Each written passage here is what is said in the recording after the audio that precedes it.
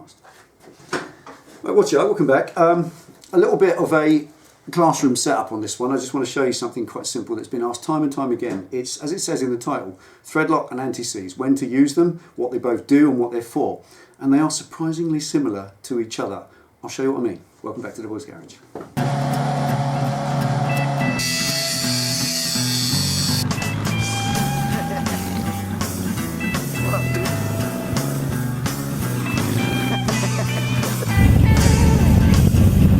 Alright, okay, never done this whole desktop thing before, but bear with me. Right, let's show you first of all what the two different things are. Threadlock and Antiseize. Now one of them, so we start with Threadlock, let's do that one first of all. If you have to put a bolt or a nut into something like a suspension unit, whatever, you always see them recommend use Threadlock. And you'll hear the word Loctite quite a lot. Loctite, don't be confused, that's a brand name. It's a bit like Hoover. A Hoover is a vacuum cleaner. Hoover is a brand name. Same thing, Loctite is a brand name. It's actually Threadlock. You know what I mean. So this is Threadlock number 248. That's their product number 248. It is a thread locking compound. Show you how you use it, very simple. Take a thread. You need to stick in place. Get a little bit of that on the bolt head. Wipe it into the grooves. Or whether it's a hole, if you're doing it inside the hole instead. And then do the two up. Now, when you do the two up in place, you put a bolt in place, whatever, do it all the way up. I've seen people in the past that they do the bolt up halfway and then forget and think, I'll torque that up in a minute. If you do a bolt up that's got thread lock on it, do it all the way up and torque it up to its final torque setting there and then. Don't wait, because this stuff takes about 5 minutes to set. And once it's set, it's a glue. That's what Loctite is, or Threadlock. There's me doing it now. Threadlock is a glue. It simply glues a bolt in place. There are other methods of sticking nuts and bolts together so they don't wash and come undone. One is the old spring washer, shake-proof washers. There's all those things you can use, but if you want a little something extra, Threadlock is brilliant. It's just a product that you lay on. Always use the blue if you're doing your home projects, things like your shock absorber bolts, because the blue is temporary, meaning that you can get it undone again. There is a red, and I believe once there was even a green version, and the principle of those was they were permanent. Red permanent Loctite is exactly what it says, so don't use that unless you want it to be permanent. Ain't odd, is it? I'm going to leave that for a few minutes to set while I show you this. There is something else you can use if you haven't got Threadlock, and that's to find a Nylock nut.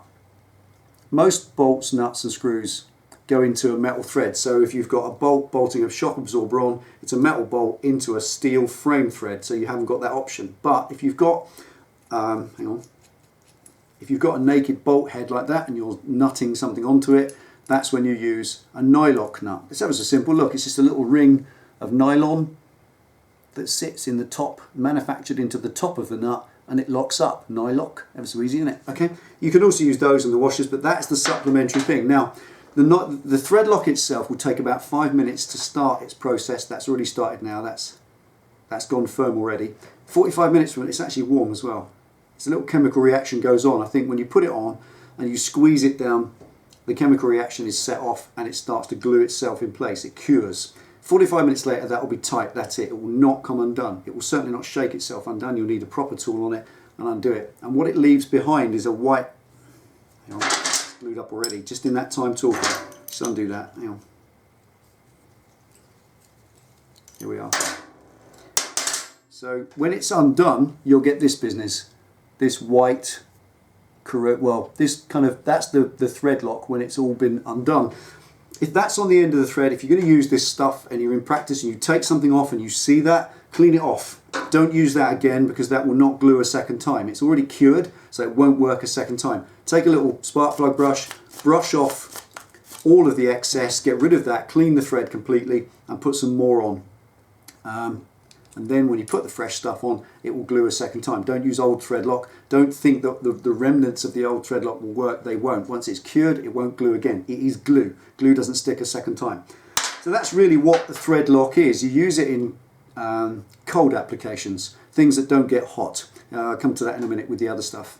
So if it's bolting on mud guards, steering dampers, shock absorber bolts, anything to do with the steering on the front, not into an aluminium thread, steel to steel threads generally speaking, because normally a steel zinc bolt into an aluminium thread doesn't need thread lock. The reason for that is that the mismatch between the zinc and the aluminium causes a chemical reaction when water gets involved, and you get this white powdery stuff that sticks one into the other. But if you're going to upgrade to stainless fasteners, if you're going to go buying yourself a load of lovely posh stainless bolts like that to enhance your bike, then one thing a stainless steel bolt will do is it's more likely to shake out and rattle loose than a zinc bolt, because the zinc itself on the plating of a basic cheap bolt such as that one, that's just a cheap bolt, that will stay in place because you'll get this white powdery corrosion that will stick it in place. That's fine. But stainless bolts, I always use a bit of Loctite because they don't corrode. Being stainless, there's no corrosion, so effectively they are more prone to rattle out. A little bit straightforward common sense there. There's other versions of the product. This is just a little bottle of it. It's a different stuff, but look, it's no different. Hang on, let's lean forward. There are. Just a little drip, that's the stuff. It's just like an oily, it's about the consistency of oil, engine oil, you know, as opposed to that, which is just a different product. That's the consistency of kind of wax, soft wax. It makes no difference. They're all basically the same thing. They both are a glue that glues a thread in place. That's Threadlock. Now, your manual that you're using to do whatever job, you should be using a manual or handbook. Certainly if it's a Harley Davidson, you get your big blue Bible, it will tell you when to use it. And that's the best part of it. The manufacturer usually gives you all the insight you need. Most of it though is common sense. If it's going to shake loose, if it's a vibrating thing, it's a very important safety part like a shock absorber or something that will stay there if you put a bit of Threadlock on it. But if you don't, then it's liable to shake free. Then that's down to you if you don't use it. So that's when you'd use that in anything that's liable to shake or rattle free. Next, the other one. 3 versions of it. Antiseize compound, Rocoil, comma, Copper Ease and Loctite C5A. Now all of these are the same thing. I'll show you them all. This is the Antiseize. This is the other stuff. That's the waxy kind of version of it, which I love the most. The only reason I like these so much is, and this one, is because when you tread on them or kneel on them on the workshop floor, inevitably they don't squirt everywhere, which they do. But that stuff's the same. This is the soft version of it, like a sort of toothpastey sort of soft. Don't confuse the two.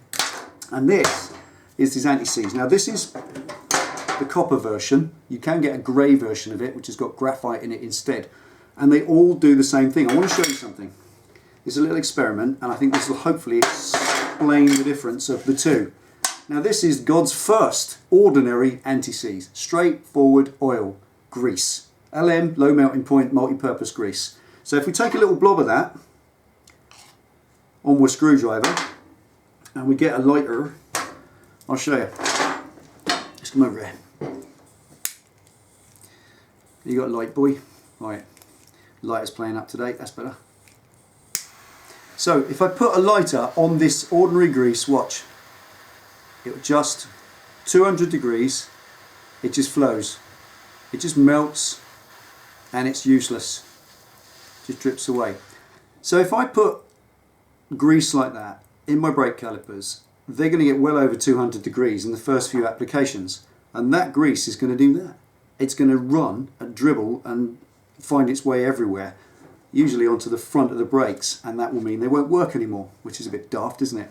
And that's any part of your brake calipers. Never put regular grease on your brake calipers, ever. You don't need it there. It's pointless because it will heat up 200 degrees, which is nothing, is it? It's only twice boiling point, and your brakes are certainly going to get that hot under use.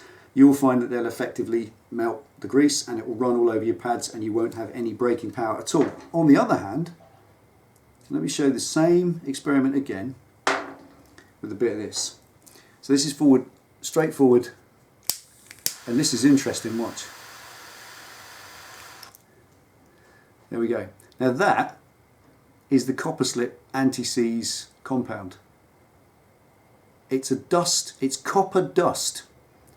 You can see it, but there's a bit of that, this glowing orange on the end.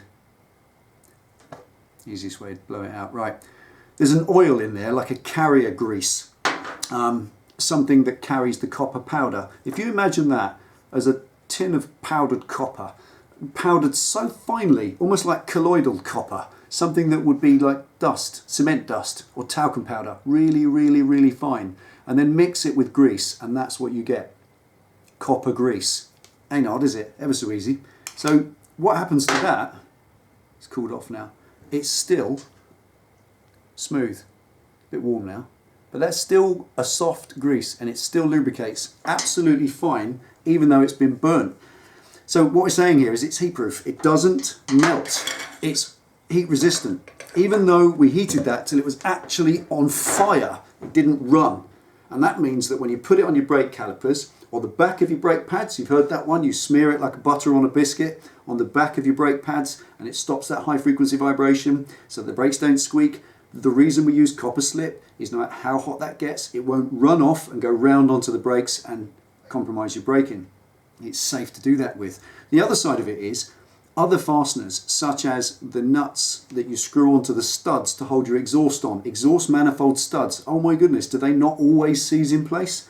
They won't if you use this, because the melting point of the copper itself is 1085 degrees before the actual powdered copper in this melts and flows away and disappears. So this will remain in place, no matter that as you saw just now, no matter that the oil vaporizes and that oily, whatever's carrying that, whatever makes this soft that's in it can vaporize away all it likes. But the copper remains behind.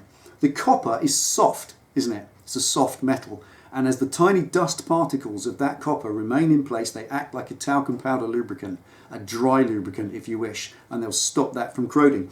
It's a non-ferrous material, copper, so effectively as time goes on, you get that water going against the front of your engine and the salt getting in there. Well, that copper grease is all around that thread, and it's protecting there. It's keeping the water out, so the water, the moisture cannot get into that thread to rust that bolt solid, and then when you go to take your exhaust header studs off, they just come straight out. And that's why you see, take your bike to a mechanic to have practically anything done at the dealership, you'll always find little smears of copper coloured grease around things, because they use it all the time. Because if they're going to get that bike back on the bench in 5,000 miles time, they don't want the grief of stuck bolts, they want it all to come undone, and they're taking care of your bike at the same time. So there's the principle: copper grease, copper slip, copper ease, whatever you choose to call it or use, they are heat proof.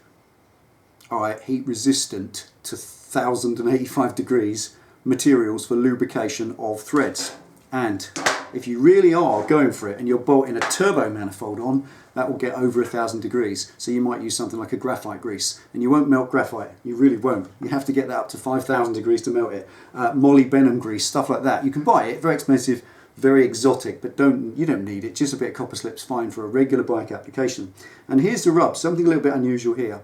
The question I get asked so much is, which is which? When do I use each? Well, obviously anything hot, you don't use this, because it will melt, it's plastic. This on anything hot. If a bolt's done up properly to its correct torque on anything you're holding on, a manifold, whatever, or a brake caliper, you can use shake-proof washers, spring washers, things like that to hold the fasteners in place, but you would not use a thread lock, because you don't need it. They might vibrate, but if you do them up to the correct torque, they won't. Remember, with exhaust headers, you've got that gasket ring inside pushing the exhaust off, so that resistance means, that constant resistance means they won't shake off. I certainly have never had and never seen a manifold bolt shake itself free. In fact, anything that's always the opposite, because they don't get lubricated. Things like suspension, fender bolts, that sort of thing, you can put a thread lock in that. And here's the rub. The thread lock is also an anti-seize, if you think about it, because it, as a plastic sealant that goes inside the thread, that thread meshing like that, there's always microscopic air gaps in between there, and they're filled with this stuff. As you screw it in, it smears it all the way down in, and it glues the two together. And once they're all glued in place, nothing else can get in there. No water is going to get in between that thread and rust it. No oxidization can take place because it's sealed until you're ready to undo it. And this is nicely breakable. Whichever of the two products you use, you can get a tool on that, a simple wrench, a spanner, and you can undo that bolt. It will be a resistance to it. You'll feel it. It will resist right the way until you get it off. Then you get that blue stuff, you get your brush, and you clean the thread up. So what you're doing is you are almost deliberately corroding the bolt in place with a plastic removable protective product. that can be removed. So that is an anti-seize. So normally I think the rule of thumb is steel to steel. Use Threadlock on steel to steel that does not get hot. Use anti-seize on practically everything else. And you can use grease on stuff, but if it gets hot, obviously realise it's going to vaporise and disappear. Now look, I hope that covers it. Really, it is a little bit of a dark art, completely understanding when to use the right thing, but an aluminium thread should never have Threadlock in it because it's a little bit delicate. If you start undoing that, the grippage that you're going to get out of this could damage the aluminium thread. They're too soft. It's a steel to steel thread for that, and any aluminium to steel thread, use anti-seize, provided, especially if it gets hot. Okay, I hope that helps. Hope that gives you an insight. If you've got any questions, stick it in the comments box underneath. I'll see what I can answer it. Okay, there you are. A little bit more on the simple skills for you. I'm going to keep these coming. We've got lots more requests. I don't know if they'll all be on a table like this. I quite enjoy this. There we are. Take it easy, ride safe. Thanks for watching. See you next time.